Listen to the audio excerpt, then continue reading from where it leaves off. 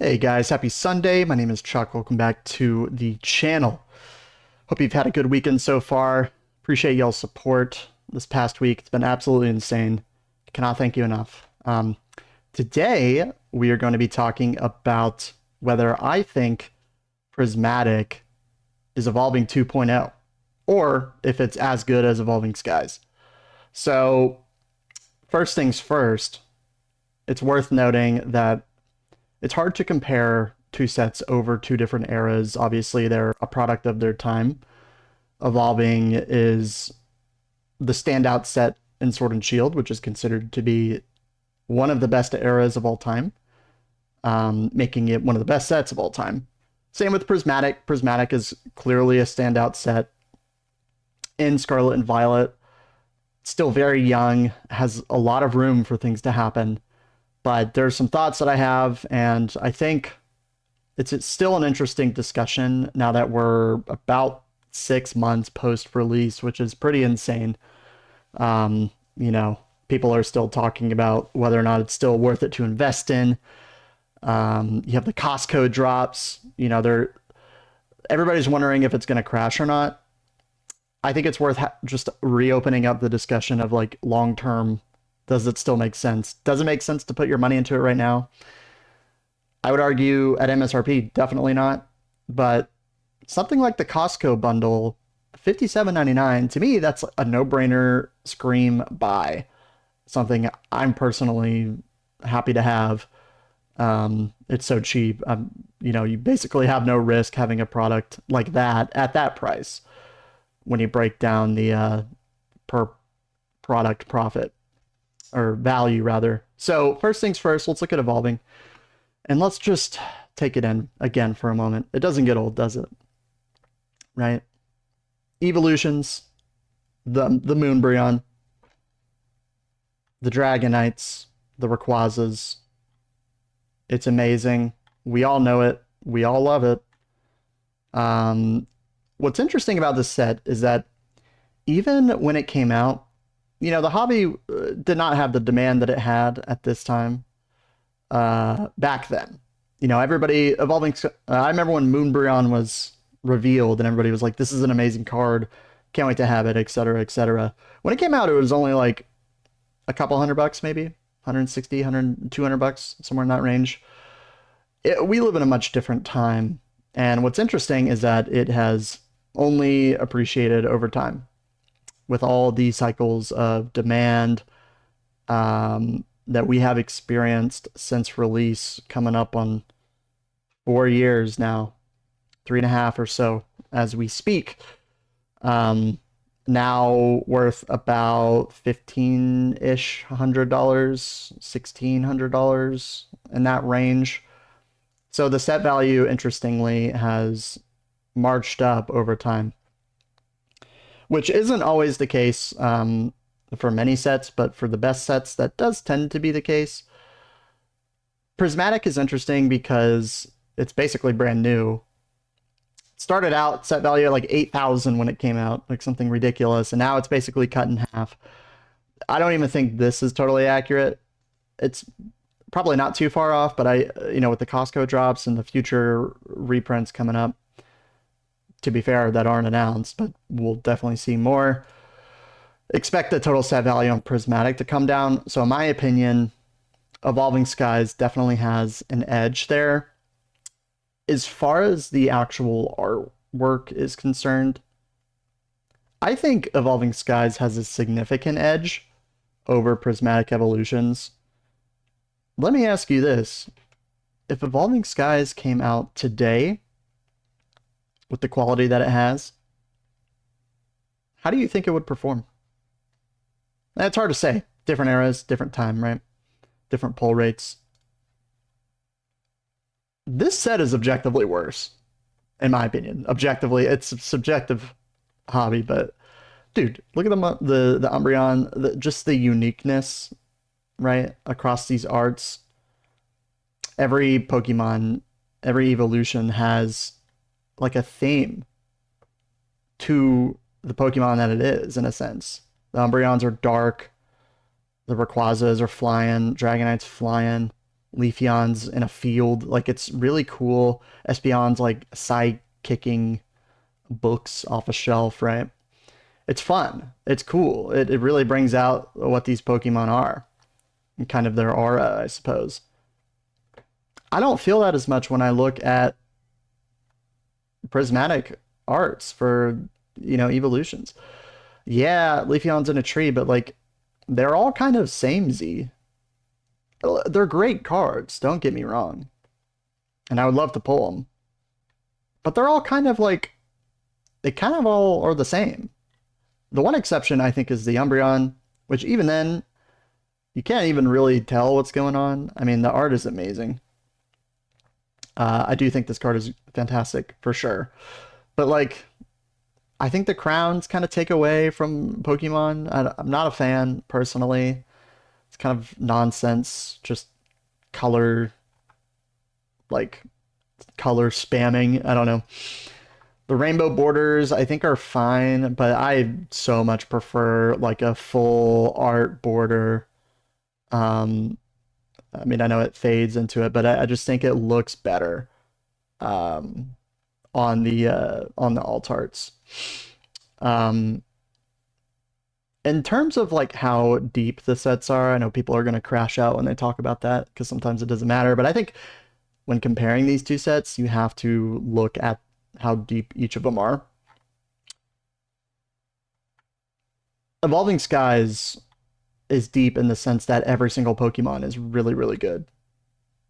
Um, and I think the further you go down, like Golurk, this card's nice. The Metacham, which I pulled, the best card I've pulled, basically. Beyond that, I mean, nothing too crazy to talk about. Really, it's the top 11-ish cards, top 12, right? But it's a deep set. It's kind of the same Pokemon over and over, Evolutions, Rayquaza, but yeah, I think there's a lot of depth, especially when you compare it to other sets in the era. In Sword and Shield, Prismatic, everybody says it's deep. I think I agree. I just don't think the cards are as good. I don't think the Pokemon are as iconic. I mean, Roaring Shinji made a great card with this Roaring Moon. It's my personal favorite in the set. I would love to have this card in a 10. At some point, I'll probably buy it. The artwork is phenomenal, but again, it's Roaring Moon. Like, it doesn't hit quite the same, in my opinion. You have some decent arts with like the Raging Bull. I'm not crazy about like these ancient versions of Pokemon or whatever. Um, Ceruledge, Dragapult, Ursaluna, these are pretty mid, in my opinion. The Goldango is probably the best Goldango card, but it's Goldango. I mean, like, who really cares? Palafin, whatever. Iron Valiant, it's a nice card. Iron Crown's a nice card. Iron Hands is a nice card. I don't think that, like, these future and ancient, like, versions of Pokemon are serving the long-term value of the set that well. I think these are just going to continue to go down in price, and I wouldn't be surprised if they don't ever have like a huge pump. Maybe they will. We'll see. Um, it's interesting to look at. Now, on the topic of like how deep a set is, this set has Pokeballs and Master Balls, which personally I think is a nice addition. It's a nice change of pace. We saw it with 151 Japanese, where you'd have one Master Ball per booster box. And I opened a few of those, and I had a lot of fun. I pulled the big balloon twice, unfortunately.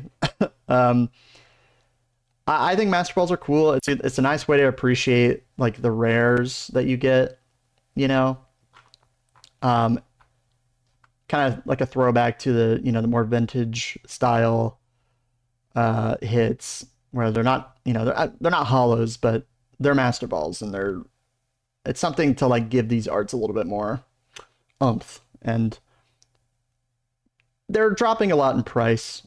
I don't think people care about them as much as they did pre-release. It was just kind of like another chase to have. But they are cool, and it does add to the set, and I do think that is an edge in Prismatic, and it is something that's going to help long term. People still get excited pulling good Master Balls, obviously. Um, and I think they'll age decently. I do think they'll drop in price, but I think people will look back on them fondly. And they're continuing to do that, I think, in Black Bolt and White Flare. So we'll see what happens there. Pull rates, obviously, pull rates for both sets are pretty brutal. Evolving Skies is worse. This is over 8,000 packs. 1 and almost 2,000 for any specific alt art is crazy. Evolving Cries, right? That's what they say. And I can confirm, I pulled the Metacham, so yeah, it hurts. Yeah, you have the alt art Vs, of course, better 1 in 1001. You know, it's getting harder and harder to open. I don't think many people are opening this set unless they're rip and shipping. And I do wonder, as the set continues to get more expensive, it's only going to get harder to offload. Or take profits, I should say. With that being said, it's still really popular. I think you'll still be fine. But pull rates are rough. That was the case for all of Sword and Shield, right? We know this. Prismatic, pull rates are better. Any SIR 1 in 45. There's so many SIRs, and there's so many SIRs that people don't really want. It makes the pull rates for the evolutions, which is what people want from the set, that much harder to get. So 1 in 1440 for any specific SIR, like the Sunbreon. 1 in 45, I think Danny Fanta made a video that the pull rates are actually worse because of God packs and demigod packs. My take is that, and of course this is only over 1,200, but I think it's pretty accurate. Dude, I'm not a fan of God packs and demigod packs. I think people get excited over the prospect of having one. And look, if I pulled a God pack, I might feel a little bit differently. Don't get me wrong, but dude, all it does is make it harder to pull a regular SIR from another pack, because now there's 3 of them in a demi pack and 9 in a God pack. And so effectively your pull rates are actually worse because of that. I think in his video it's like 1 in 70 because of the God pack and demigod packs. Correct me if I'm wrong on that, but I think it's true and it makes sense. And personally, I'm not crazy about God packs because the vast majority of people are never going to see a hit in evolution, especially at these prices. You'll see more at MSRP, but dude, the thought of it is fun, but in reality, this set just feels so bad to open. It just feels so bad. It feels equally as bad as Evolving Skies, even at like way lower prices per pack. At least with Evolving, you know what you're getting yourself into, and quite frankly, the alt arts are just better, pound for pound. I don't know. I'm not excited to open this set. I'd be excited to open another Costco bundle potentially, but this point, I think I'd rather just leave it sealed. I'm ready to move on. I've had way more fun with Destined Rivals. I'd rather pull that, and I quite frankly like the chase cards more in it. But yeah, it's brutal. Now I think as far as the best products go, obviously Prismatic doesn't have a booster box, but the Pokemon Center Elite Trainer box is the best product for this set. Continues to hold a lot of value, and I do expect this to perform very well long term. Now there's kind of a rumor, not a rumor, but like a line on the Pokemon Center website that like they might release more this year. I don't know if that was the last restock from a couple months ago, but it's worth keeping an eye out for. And obviously this at MSRP is, like we talked about it a couple of videos ago, PCTB's had the highest ROI over the last year. And I wouldn't be surprised if they continue to perform at a very high level. And this is arguably the best set in the era. In many people's eyes, probably in my eyes too. It's pretty undeniable. This is going to perform very well. Is it going to perform better than arguably the best product in Evolving Skies? I don't know. Different eras, kind of different market conditions. Obviously, Evolving Skies is way older. And personally, I think Sword and Shield is going to perform better over the next year overall. And if Sword and Shield performs better overall, Evolving Skies is going to be a top 2, top 3 performing set. Even at these prices, at 1,800, I wouldn't be surprised to see this be 3,000 by the end of 2026 or even higher. Who knows? I mean, team up is what, 6,000, and it was half like 20. I remember it was 2,500. Like, I swear to God, like a year ago. So if demand, I mean, I don't think demand is going to fall off a cliff, but for the hobby overall, but even in the case that the demand drops, I think Evolving Skies is going to be safe. And I don't think it's even going to be that hard to offload a box for 2 grand. You can go to a card show and probably get 85%, 90% all day, sell on eBay. Just make sure you have a good plan, and be careful. Stakes are a little bit higher. But yeah, I think that's all I wanted to cover. I do think it's pretty interesting to think about now that the sets for Prismatic is 6 months old, and the set value is actually lower soon. It might even be lower now than Evolving, and I expect it to be lower in the near future. I think Prismatic is still a fantastic investment opportunity. We all understand this. 2, 3, 5 years, it's gonna be incredible long term. But do I think it's Evolving Skies 2.0? I think it's worse. I think it's worse. But that's not to say there's a lot of people who think Scarlet and Violet is better than Sword and Shield, and that's totally respectable. I think it's a worse set. I don't think it'll outperform it over its life. It's not as iconic. Lumimbrion's a top 2, top 3 card of all time. And I expect to see more pain for Prismatic this year. More pain. They're going to print the hell out of this set. So we'll see what happens. I would love to know y'all's thoughts as to what your opinions are. Do you think it's Evolving Skies 2.0? I don't really. I definitely don't think it's better. I just prefer, quite simply, the arts more in this set at the end of the day. Both are nice to display as well. The Evolving Skies box looks nice. Prismatic ETBs look kind of all right. I think it's a little overrated personally. I mean, I'm not crazy about the crowns. But that goes into it a little bit. Not much, but yeah, let me know your thoughts. Again, thank you guys for watching. Fun to talk about.